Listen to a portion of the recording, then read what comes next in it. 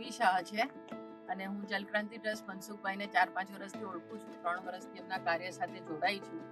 અને આ ચોટીલા ગામ સુરેન્દ્રનગર જિલ્લો ગુજરાતમાં, અહીંયા આખી ગોચર ભૂમિ છે. 1000 એકર કેટલી હશે?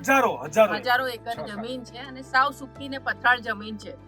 અને અહીંયા બધા ગાયો ભેંસોને ચરવા માટે અને અહીંયા લોકલ ગ્રાઉન્ડ વોટર લેવલ વધશે પેનિટ્રેશનથી, એ રીતે અહીંયા 27 તળાવ જલક્રાંતિ ટ્રસ્ટે બાંધ્યા છે. આપણે માર્ચ મહિનાની ગરમીમાં ઊભા છે અને કુદરતી રીતે બધા તળાવોની રચના એવી છે કે જેટલું પાણી નીચે જતું જાય એવી રીતે ગાયો ભેંસો બધા ઉતરી નીચે આવીને પાણી પીએ. એટલે 12 મહિના એ લોકો માટે અહીંયા પાણી રહે છે. અને આજુબાજુ હજારોના હિસાબે પ્લાન્ટેશન કર્યા છે, જેમાં લોકલ બર્ડ્સ માટેના ઝાડ, દેશી આંબા અને વડલા અને એવું બધું જે હવે ઓછા થતા જાય છે આ દુનિયામાંથી. અને એનાથી આખી એક ઇકોસિસ્ટમ રિવાઇવ થશે.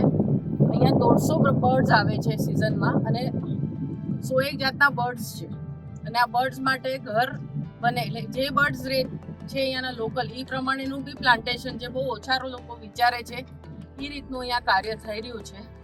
એટલે આનાથી ખાલી પશુઓ, પાણીની સમસ્યા આજુબાજુના ગામો માટે બી સોર્ટ આઉટ થાય છે.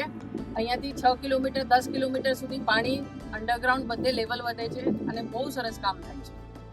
હું એમના લગભગ ઘણા બધા પ્રોજેક્ટમાં ફરી છું, આવી છું અને મેં પોતે બી યોગદાન આપેલું છે.